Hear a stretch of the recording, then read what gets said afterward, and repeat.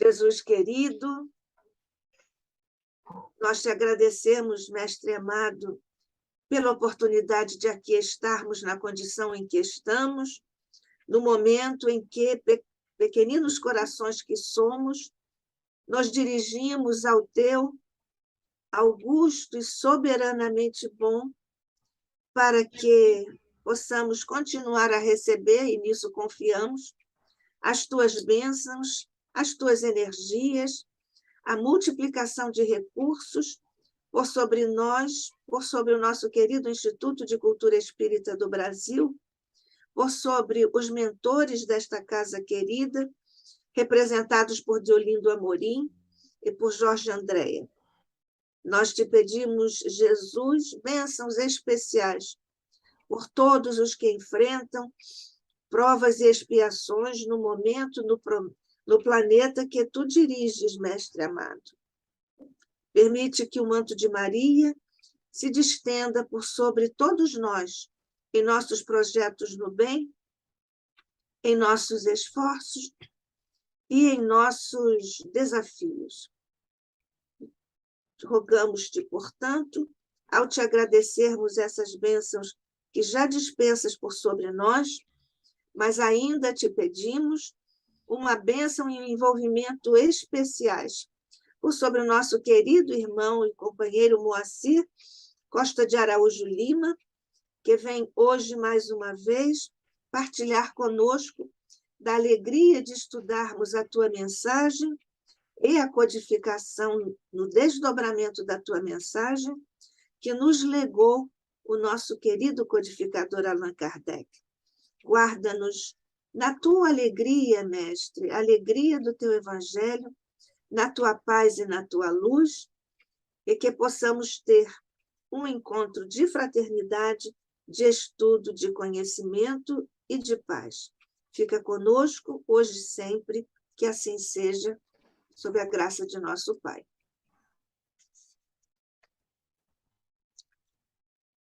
Bem, nós recebemos, então, Moacir Costa de Araújo Lima, que é físico, advogado, escritor, conferencista internacional, mestre em linguística aplicada na área de lógica da linguagem natural e que está aqui conosco para falar sobre a ciência contemporânea e a filosofia positiva. Peço que todos que tenham perguntas coloquem no chat para nós agilizarmos e controlarmos o tempo do nosso querido companheiro que vai precisar sair gravado no horário.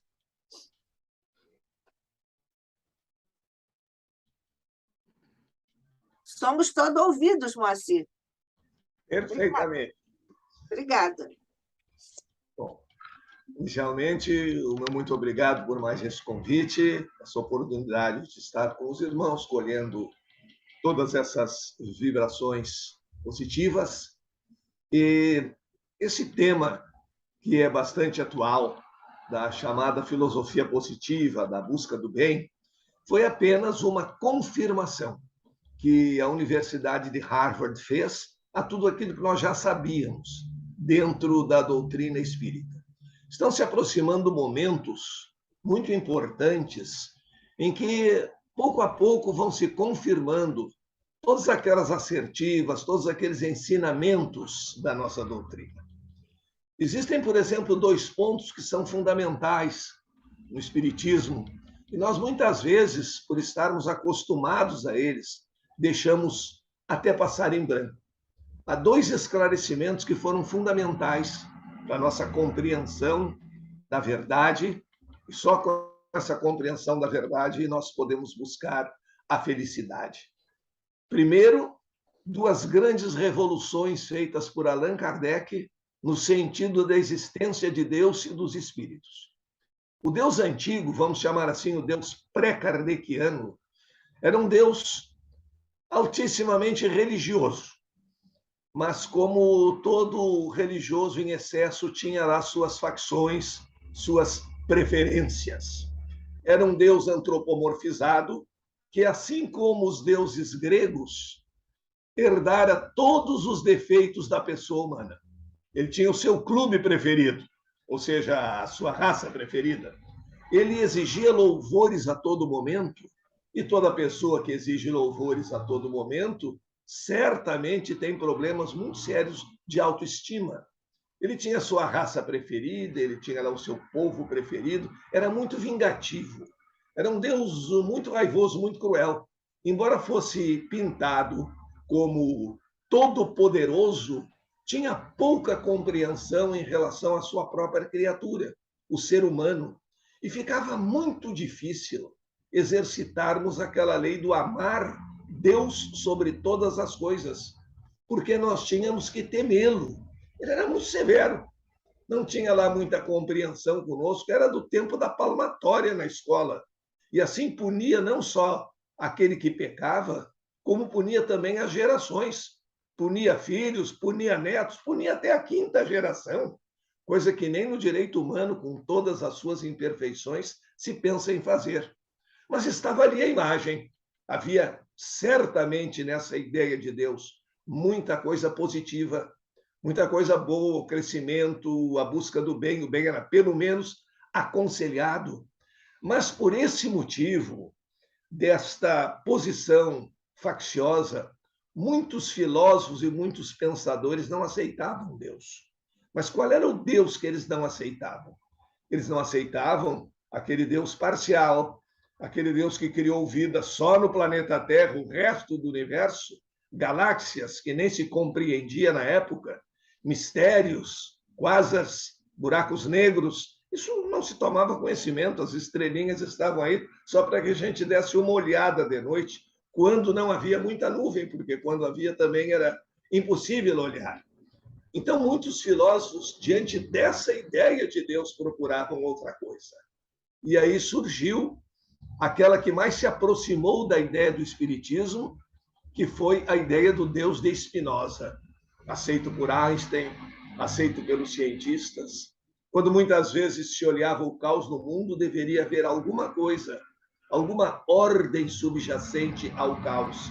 E aí tínhamos o Deus de Spinoza, uma grande lei que estava por detrás de todas as leis conhecidas, de toda a organização do universo, de todo o mecanismo da criação. Mas estamos tocando esses pontos apenas resumidamente. O que faltava ao Deus de Spinoza? Exatamente o amor. Era uma lei. Nós não podemos invocar esta lei, nós não podemos pedir bondade dessa lei, nós podemos pedir apenas que a lei se manifeste como tal, porque ela é apenas uma lei. Então surge a síntese maravilhosa de Allan Kardec, unindo aquele Deus Pai, que era muito rigoroso, substituindo aquele rigor exagerado por justiça e amor, ao Deus de Spinoza, a grande lei do universo. Então, primeiro, para desantropomorfizar Deus, vem a pergunta perfeita. E a pergunta perfeita gera a resposta perfeita. A ciência consiste num conjunto de respostas que a natureza nos dá a perguntas bem feitas. Porque a pergunta mal feita recebe uma resposta à altura, recebe a resposta tal qual ela é. Por aqui se conta até a história de um dos nossos descobridores, de um português, que, fazendo uma pergunta mal feita à natureza, recebeu a resposta adequada. Ele ficou com seu carro parado à noite numa estrada deserta, completamente escura, e não sabia qual teria sido o problema do carro. Em geral, se pensa, em primeiro lugar, na pane seca, na falta de combustível. E o português precisava saber se o carro tinha ou não tinha combustível. Para isso existem os marcadores, mas nada funcionava no carro. Então era impossível a resposta já pelo planejamento adequado, que seria o ponteiro ou o sinal luminoso que marca o combustível. Não podendo fazer isso, e sabendo que só o carro podia responder a pergunta se o carro tinha ou não combustível, ele teve a sua grande ideia. Ele pegou uma folha de revista antiga que tinha no carro, abriu o tanque de gasolina, dobrou em forma de tocha a revista, colocou fogo na ponta e introduziu no bocal do tanque de gasolina para enxergar se havia ou não havia. A resposta foi objetiva, só foi muito violenta. Havia. E ele, no plano astral, hoje sofre a consequência daquela pergunta mal feita. Então, fazíamos muitas perguntas mal feitas no terreno da filosofia, no terreno da ciência, da indagação em geral, e Kardec coloca a pergunta perfeita: que é Deus? E a resposta faz a síntese entre todas as ideias antigas de Deus, um pai que não estava muito bem explicado, que não tinha lá muito controle sobre a própria natureza, e responde: inteligência suprema.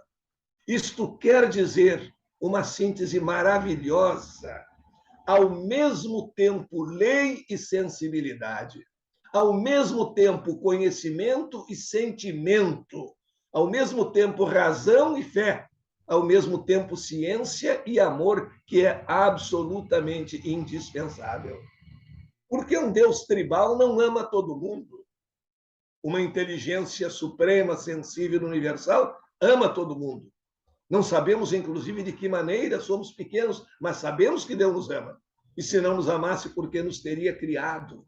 Vem, então, a confirmação da grande lei do amor e, ao mesmo tempo, a inteligência suprema, a capacidade de organizar um universo, a capacidade de planejar a nossa evolução, toda a sequência evolutiva do ser humano e de nos dizer também que nós não somos os únicos no universo onde aparece o dom extraordinário da vida, que há diferentes formas de vidas, diferentes formas de evolução, mas uma só lei, em diferentes aspectos, a presidir tudo, que é a grande lei do amor.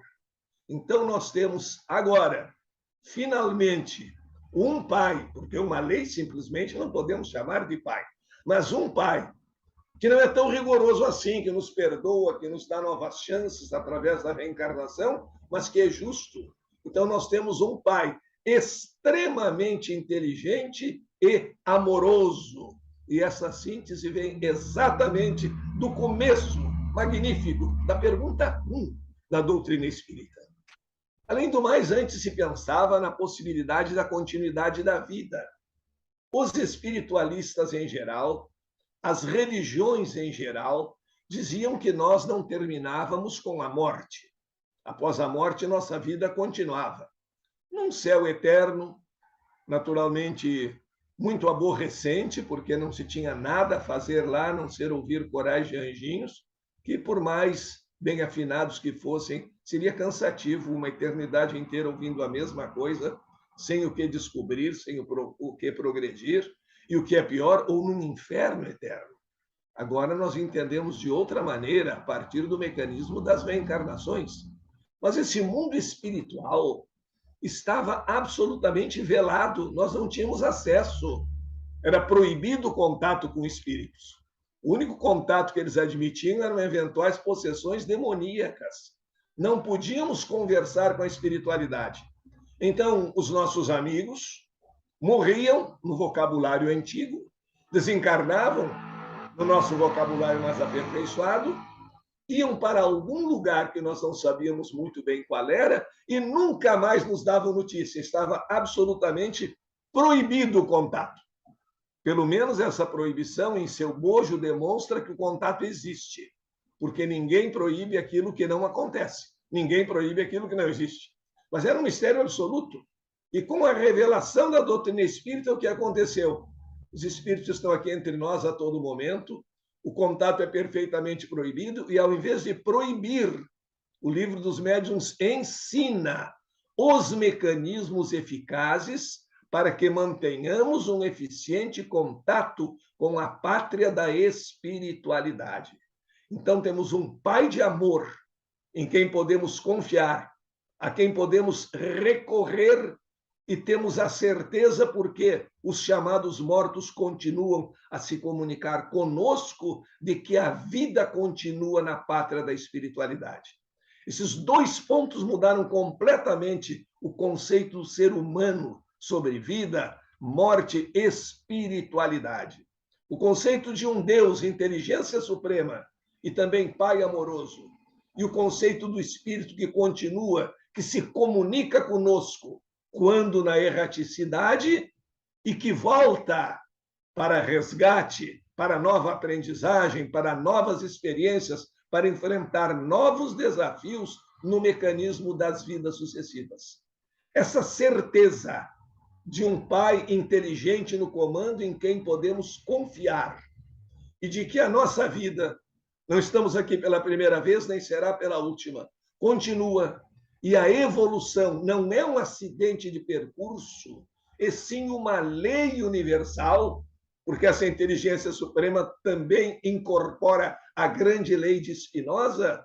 Essa certeza só tem que nos tornar esperançosos, felizes, porque portadores daquela fé raciocinada, também definida por Kardec, a que pode enfrentar a razão face a face em todas as épocas do progresso, da evolução, do conhecimento humano. Isso naturalmente nos leva, por termos essa compreensão mais avançada, a uma certeza de que também existe a felicidade, nas suas limitações, características do plano em que nos encontramos, mas existe. E a ciência, pouco a pouco, foi tomando conhecimento dessa existência da felicidade. E, nesse sentido, surgiu em Harvard, em 1998, a chamada psicologia positiva. A psicologia positiva nasceu de uma observação muito interessante dos pesquisadores de Harvard. Eles verificaram que a cada 18 casos estudados em psicologia, 17 tratavam de coisas negativas, um só tratava de coisa positiva. 17 tratavam de doenças, de disfunções, de desequilíbrios mentais, de problemas inconscientes ou conscientes, de traumas, de neuroses, de psicoses, e um só tratava de alguma coisa de felicidade, de acerto, de evolução do ser humano. Então, lançaram a chamada psicologia positiva, hoje pregada nas empresas por pessoas que fazem esse tipo de conferência, de aula, de encontro, para mostrar que é possível que as pessoas busquem a felicidade, e isso está no âmbito da própria filosofia positiva. Como começou e quais foram as experiências mais importantes? Foi demonstrado que as pessoas que têm alguma espiritualidade em si mesmas, que têm algum contato com a felicidade, são pessoas de bom ânimo, que têm esperança na vida e nas suas realizações, têm muito mais possibilidade de alcançarem o sucesso do que as pessoas pessimistas. Isso inverteu um algoritmo, inverteu um pensamento antigo, que nos dizia que o sucesso traz felicidade. Descobriu-se que é exatamente o contrário, é a felicidade que cria ambiência para o sucesso. Se o sucesso por si só trouxesse felicidade, que era a mentalidade da psicologia antiga, te esforça, trabalha, te sacrifica loucamente e depois tiveres te realizado em teu trabalho, tiveres muito dinheiro no bolso, tiveres uma posição importante, aí a felicidade vem automaticamente. Até com aqueles ditados tolos. O dinheiro não traz felicidade, manda buscar. É exatamente o contrário. É a felicidade que pode mandar buscar alguma coisa. Porque se fosse verdade que o sucesso é que traz a felicidade, nós não teríamos a depressão, o suicídio, o desespero de artistas multimilionários, por exemplo, que chegando ao topo de todas as paradas e ganhando verdadeiras fortunas, não tendo nem mesmo como gastar aquilo que ganham, tendo todo o sucesso de público e todo o dinheiro do mundo, entram em profunda crise depressiva e, por vezes, chegam ao suicídio. Por quê? Se o dinheiro trouxesse felicidade, se o sucesso trouxesse a felicidade, seria muito simples, e não é isso. É bem mais simples. É uma atitude mental que traz a felicidade. É uma expectativa, e quem tem a fé raciocinada pode ter a expectativa de uma continuidade na busca dos nossos ideais, de termos um determinado foco na vida e assim termos boas expectativas e despertarmos esperança nos outros.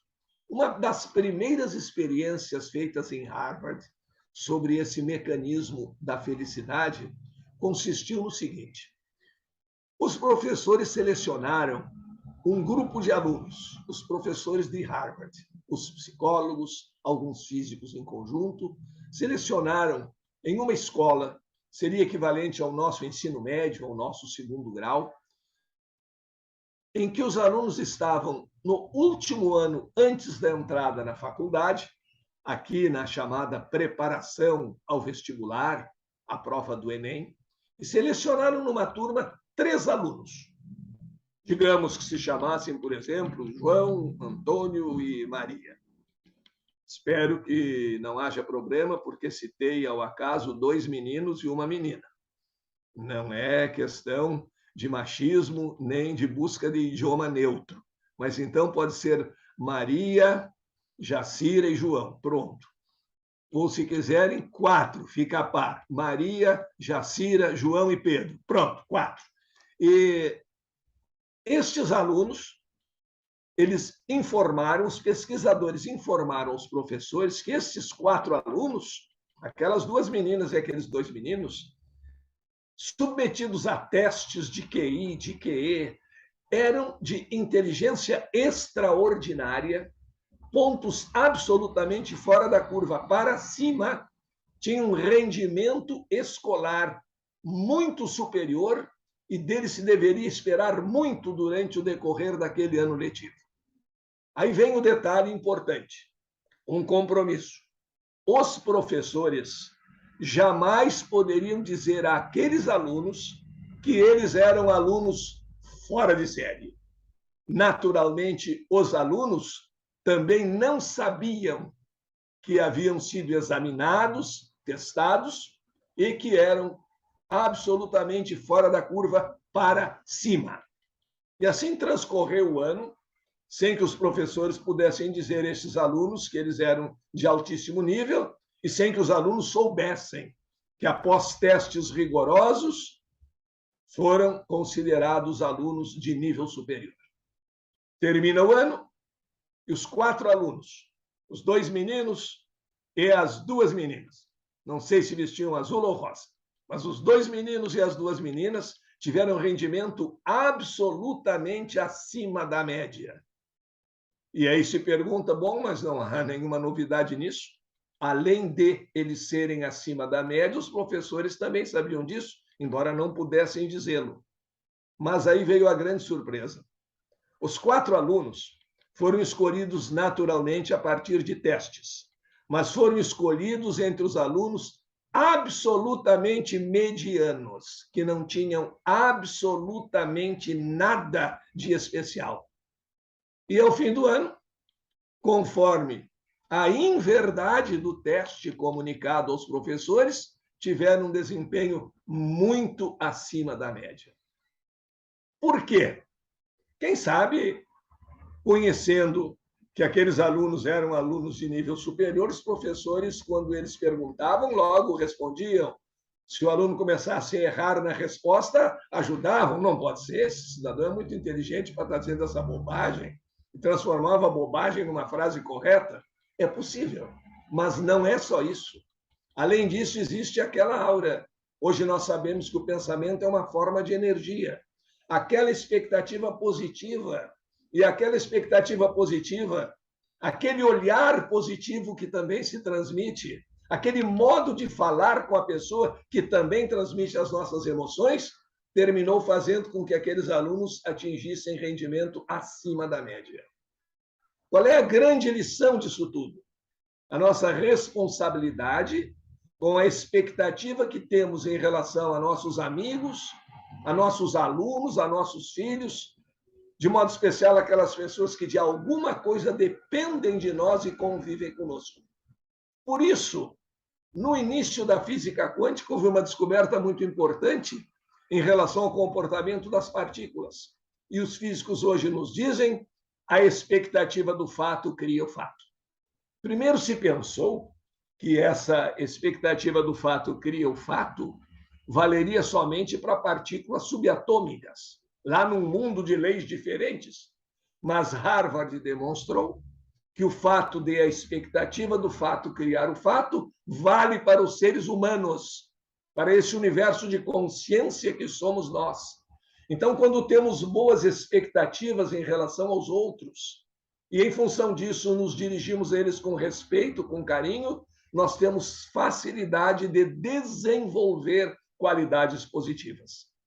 Claro que são problemas humanos, assim como os próprios problemas da física. A ciência hoje não faz afirmações caso a caso, não faz informações individuais. Trabalha com a lei dos grandes números, trabalha com a estatística, trabalha com probabilidade. Mas essa probabilidade existe. Então, é muito mais provável que desenvolvamos qualidades positivas naqueles alunos em relação aos quais temos boas expectativas do que em relação àqueles em relação aos quais não temos expectativas algumas. Ou simplesmente entramos na sala, despejamos um conteúdo e vamos embora. Esse fato, criado pela expectativa, se torna muito importante ter a comprovação científica, porque ele é muito amplo. Ele vai lá do mundo subatômico, vai lá das partículas subatômicas até o ser humano. Isso nos leva a pensar, se a expectativa do fato cria o fato, se nossa consciência é capaz de criar ambientes propícios à manifestação de um tipo ou de outro de realidade, nos faz pensar em algo. Se o nosso pensamento, a nossa expectativa tem influência desde o mundo subatômico até o ser humano, como nós explicamos isso? Como a consciência pode se comunicar, pode levar influência, energia ao mundo subatômico? Ao ser humano poderemos dizer, bom, são elementos de mesma natureza, é possível um contato, é possível uma interface. Mas se nós vamos às partículas subatômicas, como explicar isso? E nos lembramos outra grande constatação do Espírito. A consciência se desenvolve do átomo ao arcanjo. E só porque existe um grau de consciência do átomo ao arcanjo, a consciência humana pode ter influência nas partículas subatômicas. Isso tudo se desenvolveu a partir da criação da chamada psicologia positiva. Os psicólogos fizeram várias descobertas nesse sentido. Se nós fazemos, por exemplo, o estudo de uma turma de alunos e traçamos uma curva de aprendizagem, nós teremos uma concentração na média daquela curva, teremos pontos acima da curva, às vezes não muitos, e teremos pontos abaixo da curva, às vezes não muitos, às vezes muitos, dependendo do grupo que está colocado ali. Muito bem. A preocupação toda no ambiente escolar era estudar os pontos que estavam abaixo da curva, aqueles que não conseguem atingir um nível pelo menos razoável de aprendizagem, para levá-los até o ponto médio, o que é absolutamente necessário, sem dúvida alguma. Mas os que estavam acima da curva eram esquecidos. Eles estão bem, não precisamos nos preocupar com eles. É verdade. Talvez não precisemos nos preocupar com eles, mas podemos nos preocupar com os outros que não estão tão bem assim. E ao invés de buscar apenas um nível médio, mediano, e o mediano é parente do medíocre, queremos ou não, por que não nos preocuparmos em descobrir por que alguns estão acima da curva? Respostas simplórias do tipo, é porque se dedicaram mais, fazem parte da verdade, mas não são a verdade integral. Então, a partir daí, grupos de psicólogos em Harvard passaram a estudar a mente, o pensamento de pessoas de grande capacidade, ou intelectual, ou de grande espírito amoroso, pessoas que se distinguiram na inteligência ou no sentimento, ou nos dois. Cientistas do passado, alunos do presente, para tentar elevar a curva. E essa curva só é elevada a partir de uma boa expectativa e do estudo das situações mais avançadas. Cercar as pessoas de bons pensamentos, de boas ideias, de boas emoções. Houve uma pesquisa com os estudantes de Direito de Harvard.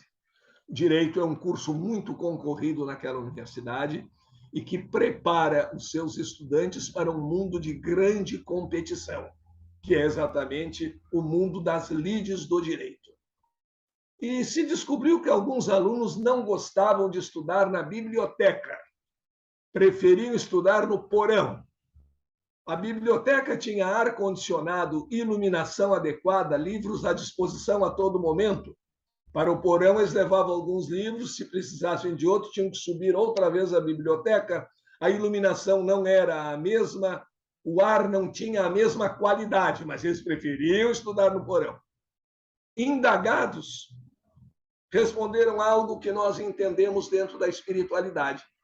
Disseram que no porão havia menos ruído mental. O que seria esse ruído mental? Pessoas preocupadas, pessoas competitivas, pessoas estudando para superar os outros, pessoas estudando angustiadamente, criam uma vibração, emitem um certo tipo de energia, que não é bom para quem precisa estudar com calma.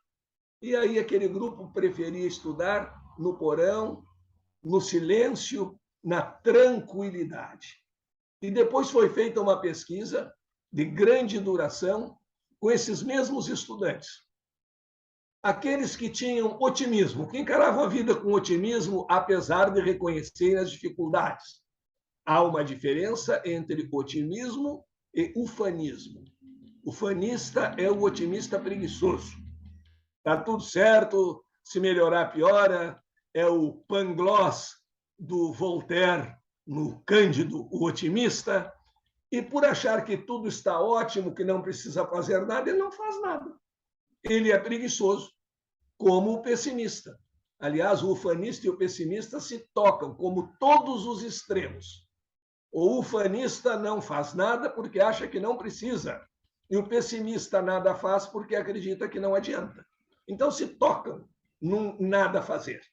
Logo, esse estudo foi feito entre estudantes que tinham bom ânimo, que tinham, num determinado grau, felicidade. Este é o grande segredo, o grande atrator. O otimismo, o estar de bem com a vida, o saber ser feliz com coisas boas, com aquilo que se tem, dentro dos limites daquilo que nós temos. Um filósofo do Rio Grande do Sul, já falecido, chamado Huberto Roden, que conviveu com Einstein na universidade, sempre dizia que o pior escravo é o escravo daquilo que não tem. Ou seja, o invejoso, o ressentido. Eu sou escravo daquilo que eu não tenho, eu sou escravo daquilo que os outros têm. E ele diz algo muito interessante, que o grande segredo é possuir possuindo e não possuir possuído. Porque existem pessoas que são escravas dos seus bens. O personagem conhecido do Walt Disney, o tio Patinhas, o pato mais rico do mundo, multimilionário, extremamente infeliz, porque existe um outro pato, o Pão Duro McMoney, que tem tanto dinheiro quanto ele, e às vezes supera-o em 1 ou 2 centavos. E quando ele sabe que o rival tem 1 ou 2 centavos a mais do que ele, ao invés de gozar de toda a fortuna que ele tem e na qual ele mergulha no seu cofre forte, ele fica angustiado, extremamente infeliz, porque o outro tem 5 centavos a mais do que ele. Essa é a pessoa que o Huberto Roden identificava como aquele que possui possuído. É o rico pobre, ele não usa para não gastar. Ele às vezes vive pobremente. Por que fazer uma boa viagem se isso vai me custar dinheiro? Mas eu tenho, está sobrando. Mas não sou eu quem mando na fortuna, é a fortuna que manda em mim. Então eu sou escravo daquilo que eu tenho, ao invés de utilizar as coisas como minha propriedade. Eu me torno propriedade das coisas que eu tenho. Eu possuo o possuído. Isto é ruim, mas pior ainda, pior do que ser escravo daquilo que tem, é ser escravo daquilo que não tem. Ah, se eu tivesse o jatinho do fulano, eu seria feliz. Epicuro nos ensina que nós devemos ser felizes dentro das nossas limitações. Epicuro foi até muito mal interpretado. e nós devemos ser felizes nas nossas possibilidades. Então, não adianta querer beber o melhor vinho do mundo, porque quando eu abrir a garrafa daquele vinho, que naquele momento é o melhor do mundo, ele já era o melhor do mundo, alguém já fabricou um vinho melhor, e vai aparecer alguém que diga, não, eu já bebi um melhor do que esse. Isso vai nos angustiar e vai fazer com que nós não aproveitemos aquele vinho maravilhoso que poderíamos beber naquele momento com muita felicidade. Este é o problema do possuir. Pior do que do possuir possuído é de ser escravo daquilo que não se possui. Então, para a pesquisa desta felicidade que traz as condições para o sucesso, foram investigados alunos, como eu estava dizendo, que não eram nem ufanistas nem pessimistas, mas normalmente felizes, contentes com seu curso, querendo aprender, corrigindo algumas coisas. Pesquisa feita 20 anos depois. Entre aqueles que cultivavam a felicidade, o sucesso havia chegado com muito mais eficiência. Claro que é um percentual, mas é um percentual altamente significativo. A diferença era de 90%. Maior grau da chamada realização, se sentir realizado, sentir bem com a profissão, ou mesmo alguns tendo mudado de profissão e sentindo-se bem na outra, a felicidade trouxe o sucesso para aqueles que a cultivaram, com a devida moderação, pé no chão, naturalmente, sabendo que sempre temos muita coisa a aprender na vida. E assim nós começamos a aprender pela ciência, pela psicologia, o que já sabíamos pelo espiritismo, que as nossas vibrações atraem, que nós somos emissores e receptores de energia, e que nós recebemos precisamente naquelas frequências em que estamos capazes de vibrar. O grande problema é que existem muitas pessoas que confundem amor com autoritarismo, que confundem o sentimento de amor com o sentimento de posse. E então, sem saber o que é o amor, só amam aquilo que podem dominar. Esse é o amor do senhor pelo escravo, não é amor. Se fosse amor, não haveria o escravo. O senhor não seria senhor daquele escravo. Este é o amor à moda antiga, daquelas pessoas que confundiam certidão de casamento com certificado de propriedade de semovente. Não. Amor é exatamente libertação. E muitas pessoas não sabem amar a vida e aí começam a cultivar, pelo medo de amar a vida, um enorme temor à morte. Muitas pessoas não sabem amar a vida porque não conseguem dominá-la. A vida é um amante cheio de surpresas. E não algo que nós possamos programar vírgula por vírgula, ponto por ponto. Nós podemos, em linhas mestras, nos preparar. Mas preparar não é mandar. E há pessoas que não amam devidamente a vida porque não podem mandar nela, porque querem ter a vida do outro, porque querem dizer que a grama do vizinho é mais bonita, sem lembrar e sem pesquisar por que ela é mais bonita, exatamente porque o vizinho lhe dedica mais cuidado, porque o vizinho é mais dedicado à sua plantação. Então, o que se está demonstrando através da chamada psicologia positiva é que devemos estudar as positividades do ser humano com a mesma intensidade que estudamos as doenças. Estudamos as doenças para curá-las e devemos estudar as coisas positivas para ensinar a mais pessoas que é possível chegar a um patamar positivo, um contentamento, de uma felicidade relativa, naturalmente, ao plano de evolução em que nos encontramos. O grande problema é que há pessoas que vivem postergando a felicidade. E vivem dizendo, as Cassandras, não, aqui não dá para ser feliz. Ser feliz é só no outro mundo. Com essa história de que aqui não dá para ser feliz é só no outro mundo, eles decretam isso. Eu digo, aqui não dá para ser feliz. Eu mando essa mensagem ao meu cérebro, o cérebro absorve essa mensagem, acredita nela, e diante de diferentes situações, ele escolhe o caminho da infelicidade, querendo ou sem se dar conta. diante de um momento de uma festa em que eu posso ter algumas coisas para me tornar, pelo menos, contente, alegre, e algumas coisas que podem me aborrecer, eu vou buscar só as coisas que fazem me aborrecer. Eu estou num ambiente bonito, bem decorado, eu estou entre amigos, mas eu acho que um servente me olhou torto. Esse é o meu comentário da festa. Essa é a minha ligação com a festa. Por quê? Eu disse para mim mesmo que não dá para ser feliz nesse mundo. E aí o grande equívoco: se eu não sou feliz nesse mundo, se eu nada faço para procurar a verdade, procurai a verdade e ela vos libertará. Se eu nada faço para trazer alegria àquelas pessoas que se aproximam de mim, um parênteses, como chamamos o evangelho? Boa nova, boa. E quando recebemos uma boa notícia, fazemos o quê? Vamos chorar no canto? Dizendo, que pena que eu recebi essa boa notícia. Amanhã deverá vir uma ruim. Não, nós vamos nos alegrar com a boa notícia. E é o que nós temos que fazer. Recebendo a boa nova, que é o evangelho. Daí porque a felicidade é que se torna um ponto atrator do sucesso, da nossa realização. E assim nós devemos buscar as coisas boas que existem na vida, sem ignorar as outras, mas buscando as coisas boas. Senão nós fazemos uma sabotagem contra nós mesmos. Quando vamos numa solenidade de formatura e vemos as pessoas recebendo o seu diploma, pensamos o quê? Coitados, agora vão sair do ambiente protetor da universidade e vão encarar a dura realidade da vida. Essa é a nossa expectativa. Isso não traz alegria para nós e nem traz qualquer tipo de conquista no sentido da espiritualidade.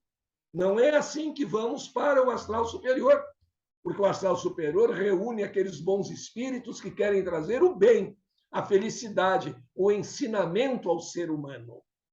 E essa psicologia positiva, em plena concordância com o que sabemos da nossa doutrina, que é uma doutrina de felicidade, de conhecimento, de realização, e não de viver botando defeito nos outros e na vida e achar que tudo é castigo, que tudo é maldição, que o homem é infeliz, porque se assim pensarmos, assim nós vamos proceder e vamos realizar algumas sabotagens contra nós mesmos. Aquela ideia da falsa humildade. Jesus nos ensinou que devemos ser humildes. Não quer dizer humilhados. Porque, de outro lado, o Evangelho também nos adverte: aquele que me negar diante dos homens, também eu o negarei diante do Pai. Não podemos fugir da nossa responsabilidade de darmos conta de nossa situação espírita.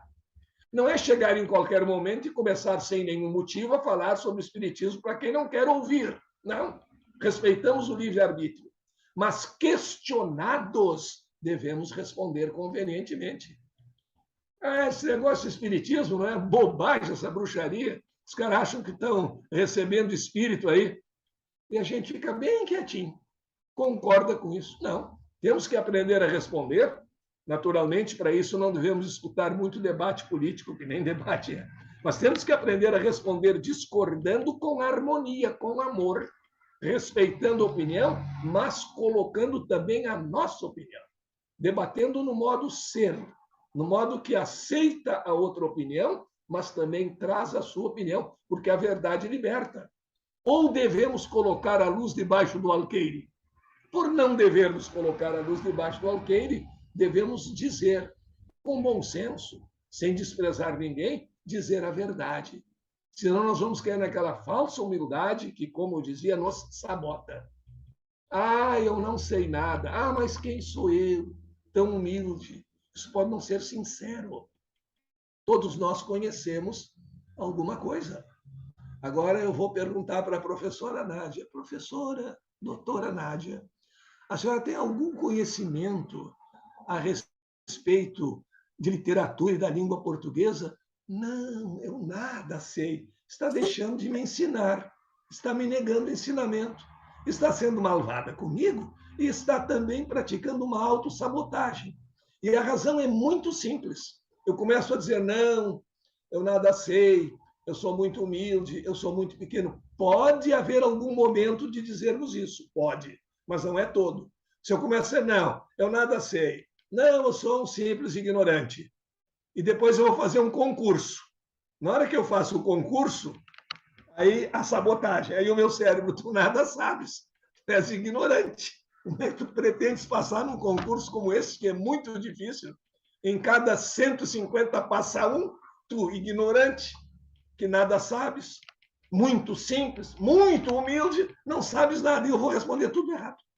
Eu não vou passar no concurso. A expectativa do fato cria o fato. Claro que nós não devemos fazer a situação oposta, vivermos a nos jactar de conhecimento, porque eu sou o melhor nisso. Não, as nossas qualidades nós deixamos que os outros vejam. Mas se nos convidam a uma missão para a qual precisamos ter algum conhecimento, alguma qualidade, nós não podemos nos recusar. Ah, mas tem gente melhor do que eu para fazer isso. Tem. Mas se eu estou sendo convidado e tenho condições, eu vou fazer. Porque quando eu digo tem gente melhor do que eu para fazer isso, eu estou sendo escravo do que eu não tenho. Eu estou sendo escravo do conhecimento do outro. Ah, porque o outro é melhor, eu não vou fazer nada. Eu tenho que fazer alguma coisa. Eu tenho que construir. E é a essa construção que a psicologia positiva nos tem chamado. É uma disciplina muito nova, surgiu só em 1998.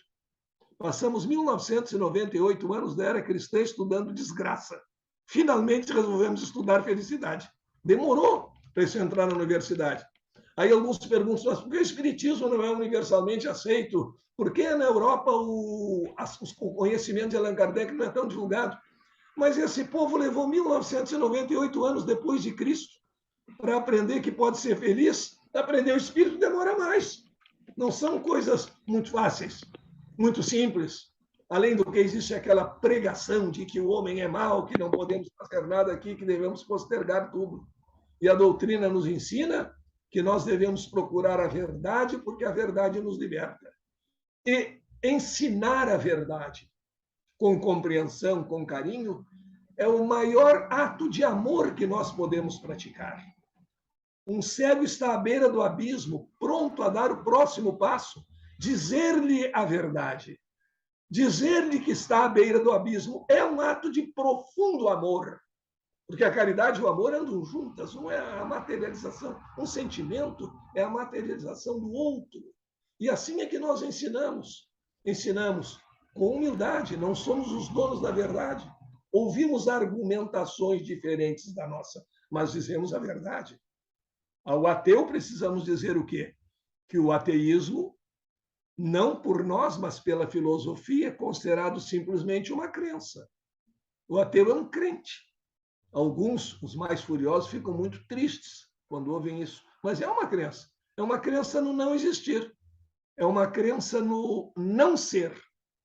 E há aqueles equilibrados que pensam corretamente e que falam até na espiritualidade, no outro sentido, como um elemento necessário dentro do seu próprio ateísmo. Mas há os ateus estilo Dawkins, os ateus raivosos. Esses são um paradoxo extraordinário. É risível, porque nota-se em todas as suas manifestações, em tudo aquilo que eles escrevem, que eles têm uma raiva danada de Deus. Em linguagem pantanesca, eles têm uma raiva, mas uma raiva terrível de Deus. O que é paradoxal, porque eles odeiam o que não existe. Como é que eu posso ter raiva de algo que não existe? Eles têm, porque no fundo eles acreditam. Como existe numa passagem muito interessante num livro de Deepak Chopra a respeito de Buda, quando o Buda está fazendo peregrinação e vai a diferentes mestres, e chega um mestre que pergunta a Buda e a seu grupo: já ensinaram vocês a procurar Deus? E todos responderam que sim, esperando um ensinamento novo. E o mestre diz: então esqueçam, esse foi o mais inútil dos ensinamentos. Já ensinaram vocês a respirar, a procurar o ar que respiram, a luz que ilumina? Deus é algo de sensibilidade e não de procura. Está manifesto em cada um de vocês. Apenas é necessário buscar trazer essa manifestação. Então, não há uma fórmula matemática, um algoritmo para procurar Deus. Proceda de modo A, B e C e você encontra Deus. Isso era muito comum em toda a ritualística simbólica do panteão grego. em toda a mitologia grega, a essa procura com desespero, com imagens que, no fundo, levam à morte e ressurreição do ídolo, do Deus, mas não é o posicionamento cristão. Se busca a Deus pela lei do amor, pela caridade, pois fora da caridade não há salvação.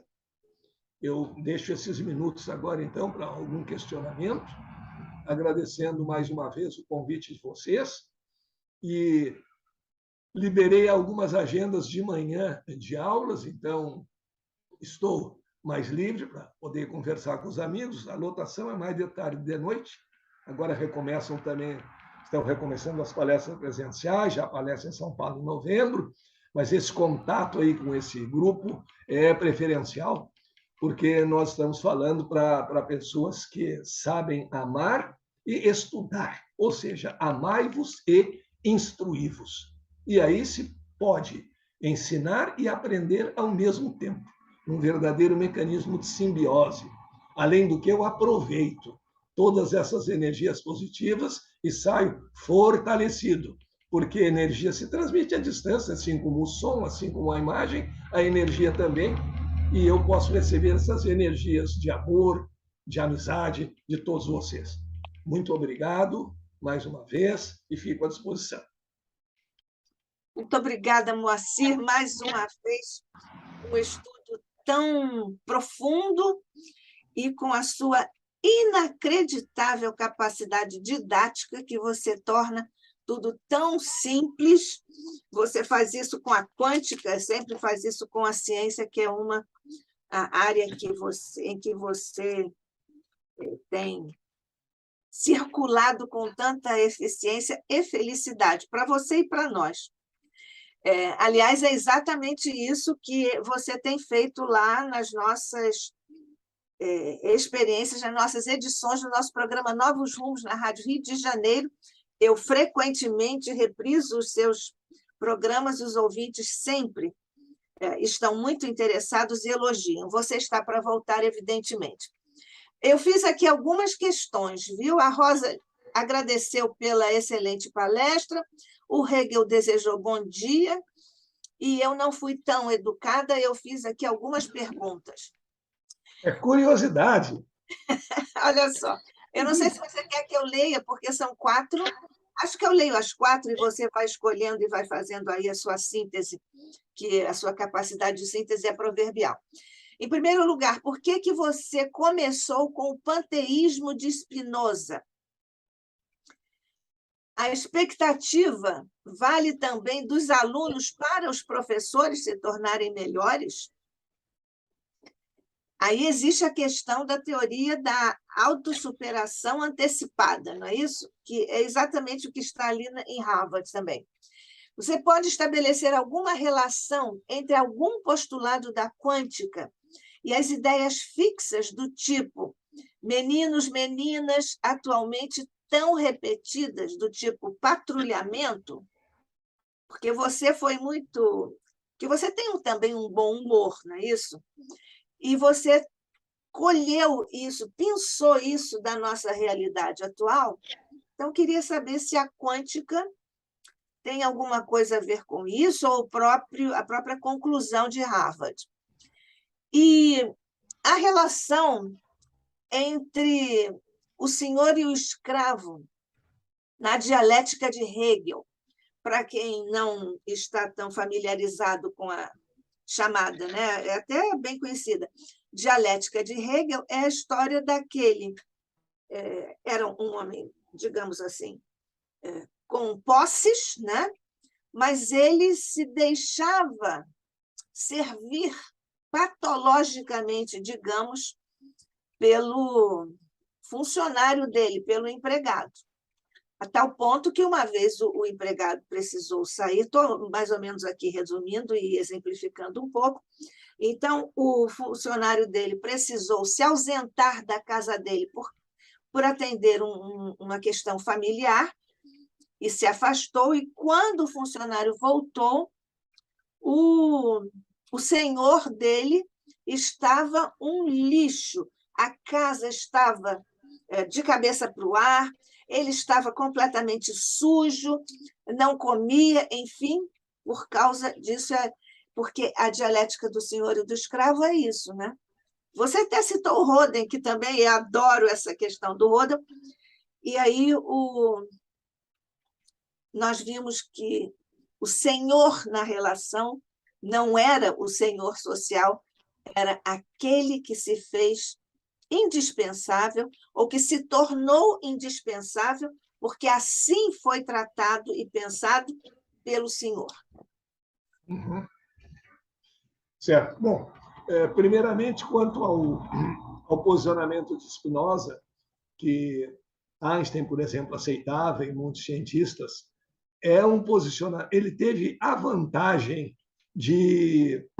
Porque as religiões foram competentes no sentido de fé, de pregar sentimentos, mas foram absolutamente incompetentes em ciência, em compreender as leis científicas, proibindo os estudos de anatomia, proibindo a dissecação de cadáveres para fazer estudo, tudo mais. Então, o Spinoza mostra um Deus conhecedor, um Deus inteligência, que antes não se pensava, e que Kardec confirmou, aduzindo o aspecto amoroso que estava faltando. Então, foi uma síntese muito feliz entre uma inteligência competente para criar leis organizadoras de todo o cosmos, mas sem sensibilidade, e a ideia de um Deus Pai, a quem todos rezavam, tratando como Pai, e que, portanto, precisa ter uma componente fundamental de amor. E aí Kardec realiza exatamente essa síntese, como também elimina aquelas proibições. Não pode conversar com os mortos. Como não pode? Se não se comunicam, se não podem dar notícia, é possível até mesmo que não existam, que a vida tenha terminado. Aí foi essa síntese muito feliz. A ideia, posso te fazer um comentário aqui? A ideia oriental do Nirvana também poderia servir a esse teu ponto de partida?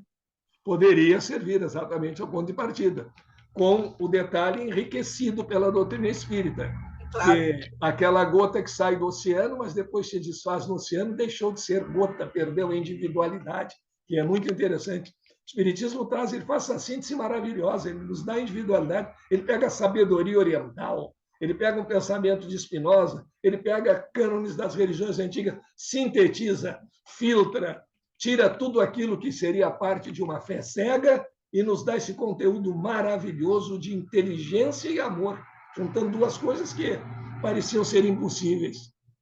E em relação à expectativa, existe, sem dúvida, expectativa professor-aluno, aluno-professor.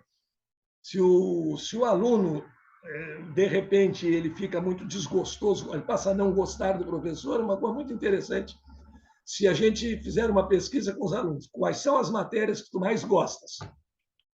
E no outro dia perguntar quais foram os teus melhores professores, ou seja, aqueles professores dos quais, por algum motivo, ele mais gostou, são exatamente os professores das matérias que ele mais gosta. Porque essa empatia transmitiu, disse aquilo que eu queria ouvir, eu gosto dele, me tratou bem, ele tem boa expectativa em relação a mim. E essa expectativa é muito interessante. Um detalhe que o Dalai Lama chama a atenção para os chamados formadores de opinião, que, infelizmente, em grande parte na nossa imprensa são reforçadores de facção, em vez de formadores de opinião. Essa ideia dita pelo Dalai Lama é uma grande responsabilidade. Se eu crio um ambiente de terror, de medo, de pessimismo, se eu não estou criando o próprio fato, eu estou, pelo menos, criando condições para que o fato aconteça. Ou seja, eu sou otimista. Tudo bem. Não quer dizer que não possa me acontecer algo de ruim. Mas a probabilidade entre as coisas boas e as ruins vai pender mais para o lado da coisa boa. Então, se a expectativa de um fato não chega a criar exatamente o fato, ela cria, no mínimo, condições para que a probabilidade de o fato ocorrer aumente. E daí a importância de termos essa boa expectativa. Essas conversas de que o ser humano é muito mau, o homem é o lobo do homem, dizem algumas bobagens, o lobo é o único animal que, assim como o homem, devora a sua própria espécie. Não é verdade, há outros animais que devoram a sua própria espécie. Nós temos um defeito, sim, que nós criamos. O homem é o único animal que se reúne para falar mal de si mesmo. Isso é verdade. Não sei se os leões se reúnem para criticar os leões e tal. E falar mal muitas vezes sem motivo. E nós temos é que reconhecer. Nós somos seres em evolução, em desenvolvimento. Há coisas a serem superadas e há coisas a serem desenvolvidas. E a inteligência nos dá exatamente o discernimento entre uma coisa e outra. Você sabe... Se falava... Sim? Desculpe. Segue. Quando se falava no amor entre o senhor e o escravo, naquela comparação do agressor familiar, por exemplo, do marido que bate na esposa e diz: eu te bato porque eu te amo. Isso é um contrassenso, é uma doença mental. Como tu disseste muito bem, ele vai querer uma dependência, ter alguém para surrar, para se sentir feliz. Pode ser também a esposa que bate no marido. Hoje elas treinam karatê, taekwondo, aikido, judô. Também pode ser o contrário. Temos também que proteger os maridos mais fracos fisicamente, que eventualmente apanham. Mas isso não é amor, mas cria uma situação psicológica viciosa dos dois lados. Quando se diz gosta de apanhar, não é uma verdade original, não é um gosto, mas é um vício que a pessoa pode adquirir por uma questão masoquista, por uma questão de doença mental que se criou, talvez como uma forma de poder resistir àquela agressão. Eu não posso escapar da agressão. Quem sabe eu resolvo achar que isso é bom, mas é um simples vício, uma doença. O verdadeiro amor é o amor que liberta. Aquele amor, bom, vamos casar, mas eu vou dizer qual vai ser a tua profissão, quais são as tuas obrigações, quais são os teus horários. Por outro lado, nada. Não é um sentimento verdadeiro de amor. Sentimento de amor é sentimento de amor que liberta. E o amor nas suas mais diversas formas, que nós não podemos também identificar um único caminho. Há uma única maneira de rezar? Não, existem várias maneiras de rezar. E se o amor busca a libertação do ser amado, se o amor vem da afinidade entre pessoas que vão construir algo juntos, que vão crescer juntos, ele é um amor que merece, sem dúvida, ser respeitado. Essa questão da heteronomia que você acaba de descrever e que funciona em todos os tipos de relação, inclusive na relação conjugal, parece que é no seio do pensamento oriental, uma coisa meio jocosa, mas diz assim, né? Bata diariamente na sua mulher. Você pode não saber porque está batendo, ela certamente saberá porque está apanhando. É uma forma jocosa, infeliz, preconceituosa, mas corre por aí, né? Eu estou sendo bem maldosa com você, porque estamos nos minutinhos finais, eu quero liberar você, mas não estou conseguindo, é meu vício, viu? É meu vício. Sobre a questão dos meninos e meninas, essa ideia que agora está tomando mais corpo, assim, como é que você estabeleceria aí alguma outra semelhança, enfim, com algum postulado quântico? Não, rigorosamente com o postulado quântico, não. Mas existem alguns casos, por exemplo, na ciência, que se pensava que um excluía o outro e hoje se sabe que não. Na física tradicional, agora lembrei um exemplo nesse teu questionamento. Na física tradicional era incompatível o comportamento de partícula e de onda. Ou era partícula ou era onda. E aí, quando se discutia a natureza do elétron, havia dois grupos furiosos. Uns que diziam que o elétron era partícula. E agora olha a conclusão final. E sendo partícula, não pode se manifestar como onda. E outro grupo dizia que o elétron era onda. E sendo onda, jamais poderia se manifestar como partícula. Essa fronteira, é que o elétron não respeitou. E passou a ser fruto de expectativas. E aí o que aconteceu foi o seguinte: existem determinadas experiências em que o elétron se comporta como partícula. Cada vez que faziam uma experiência dessas, como movimentar um molinete num tubo de raios catódicos, o pessoal corpuscular batia palma, fazia desfiles e até aí, é partícula. Logo não é onda, esse logo aqui não estava certo. que aí, em seguida aparecia uma experiência em que ele se comportava como onda, e aí era a festa do outro grupo. É onda, logo não pode ser partícula. Até que de Broglie disse, é algo que às vezes se comporta como partícula, às vezes se comporta como onda. O que é exatamente esse algo que? Não sabemos definir. E hoje se sabe que é algo que às vezes se comporta como partícula, às vezes se comporta como onda, e houve um enriquecimento. O que faz ele se comportar como partícula ou como onda? A consciência do observador. Mas o que é ele exatamente foge da nossa definição. Então, o que se acredita nesse sentido é que nós devemos ter uma abertura, e não um fechamento, como eu disse antes, para observar, entender, compreender as coisas novas que vão aparecendo no mundo. Agora, também existe uma diferença aos totalitaristas dos dois lados. Compreender não é aderir. Eu posso compreender determinadas escolhas, mas eu não sou obrigado a participar de uma delas. Eu tenho direito de ter a minha escolha. E é isso, infelizmente, que nos debates de hoje, até da vacina, infelizmente politizados, não se entende. Você tem que entender que A pode existir. Entendo que A pode existir. Então você tem que ser A, não pode ser B. Pode. Aí é a ditadura dos extremos. Isso. Bom, nós chegamos aqui, lamentavelmente, ao final, mas eu vou deixar aqui uma questão desafiadora, porque, do ponto de vista da ciência, não poderia haver dialética na ciência. Não é isso? A dialética é assim, uma coisa pode ser e pode também ser outra, né? Isso é o Hegel.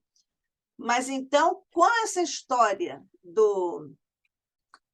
da onda e da partícula, nós estamos no campo dialético, na ciência, o que é uma coisa espantosa, não é não? Que antes da quântica não poderia haver Não. isso como uma ideia. E mesmo na lógica surgiu agora recentemente, a chamada ótica fuzzy, substituiu a lógica de conectivos de primeira ordem, que, em função de uma frase, nós chegamos a uma posição verdadeiro ou falso. Hoje, existem graus de possibilidade de verdadeiro e falso. Houve uma mudança nessa posição extrema, na chamada lógica fuzzy. Possibilidades de A e possibilidades de B. Aquele princípio do terceiro excluído não pode ser A e não A ao mesmo tempo no mesmo lugar. Está relativizado, exato. Não pode ser A e não A no mesmo tempo e no mesmo lugar, dependendo da consciência do observador e das condições de observação. Para as macropartículas funciona. Eu não posso estar aqui e ali ao mesmo tempo. Pois é, mas de uma certa forma eu estou aqui e ali ao mesmo tempo. E aí relativizou. Moacir, eu nunca pensei na vida que eu ia dizer isto para você. Está na hora de você ir embora. Pois é, mas é. Com dor no coração, mas atendendo a sua necessidade, que nós respeitamos e sempre desejamos o melhor para você.